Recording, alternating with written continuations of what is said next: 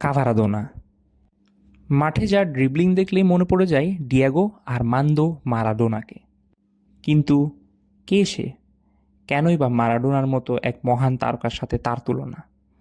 বলছি কিভিচা কাভারাৎসকেলিয়ার কথা। জর্জিয়ার ছোট্ট এক ছেলে, যে আজ পিএসজির সবচেয়ে ভয়ঙ্কর অ্যাটাকিং ওয়েপেনদের একজন। 2022 সালে নাপোলিতে যোগ দেওয়ার পর পুরো ইউরোপ যেন হঠাৎ থেমে তাকিয়েছিল তার দিকে। ডিফেন্ডারদের একের পর এক কাটিয়ে 33 বছর পর নাপোলিকে এনে দেয় সিরিয়ায় টাইটেল।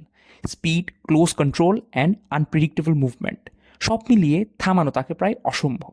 আর এখন ব্যাক টু ব্যাক চ্যাম্পিয়ন্স লিগের ফাইনালে পিএসজি, যার পেছনে অনেক বড় অবদান রেখেছেন কাভারাৎসকেলিয়া। কাভারাৎসকেলিয়ার নামে একটা ছোট্ট ঘটনা আছে।